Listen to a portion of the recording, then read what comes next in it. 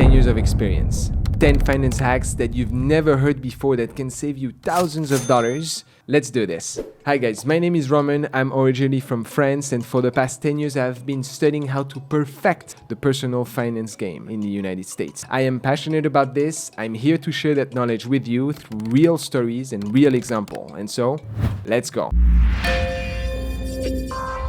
Mortgage payments.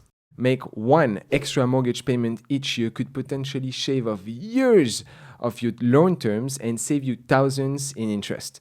For example, if you look at a 30-year mortgage of $300,000 with an interest rate of 7%, making one extra payment per year could save you around $108,000 in interest and allow you to pay off the loan about 6 years earlier. Bank Goodwill. Banks often have a goodwill budget set aside to cover customer refunds for various fees. These include things like overdraft charges, late payment fees, monthly service charges. The extent of those returns generally varies between banks, and they are often dependent on the individual's banking history and the relationship with the bank.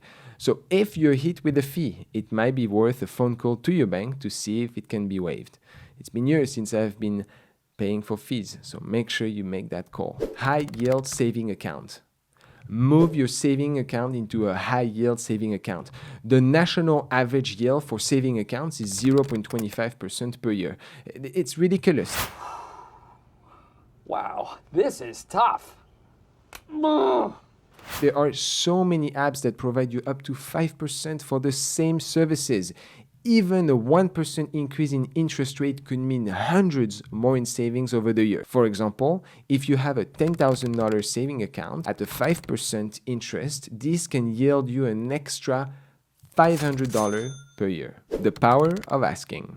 Customer service representatives, they often have wiggle room to provide promotions or discounts for their customers. So this is particularly common in industries where competition is high and customer retention is important. Whether it's telecommunication companies, cable providers, or even banks, it never hurts to ask. If there are any promotions that you might benefit from, you could end up with a better deal or extra perks just by asking. In fact, a week ago, I negotiated with my internet provider and saved $20 for the exact services.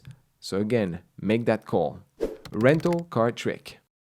When renting a car, booking the most budget-friendly option and then negotiating an upgrade when you're physically present at the office is the way to go, and it can sometimes score you a better deal. Rental companies often have a variety of cars available, and depending on their inventory on the day, they might be willing to offer you a free or low-cost upgrade. A couple of weeks ago, I was in Oklahoma City. I booked the cheapest car possible, and I ended up with a brand new sports car for an astonishing $0 premium.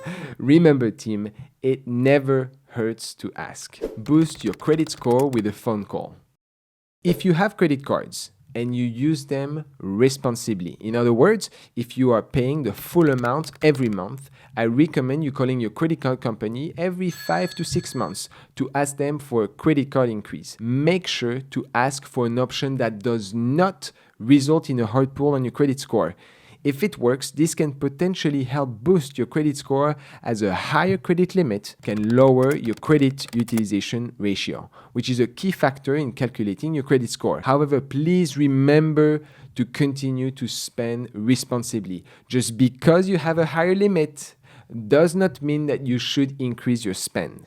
850 credit score myth. You don't need a perfect credit score of 850 to get the best rates on loans. In fact, a credit score of 740 or above is usually enough to qualify you for the best interest rate on most loans, and that includes mortgage, auto loans, and personal loans. So while striving for perfection is admirable, when it comes to credit score, anything above a 740 is generally seen as excellent.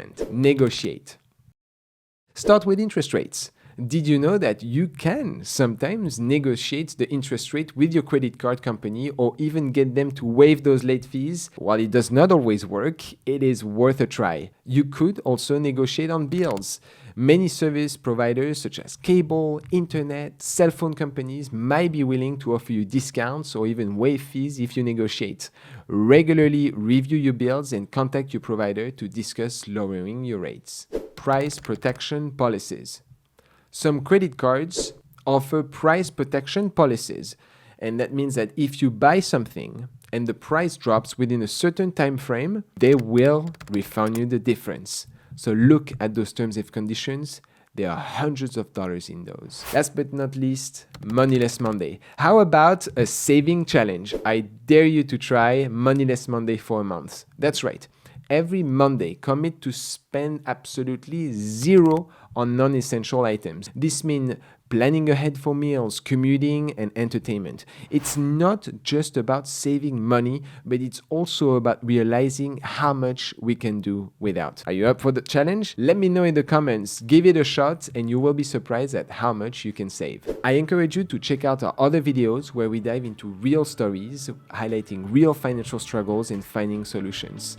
So check out our finance action. Please don't forget to like, subscribe, and we see you next week. À bientôt.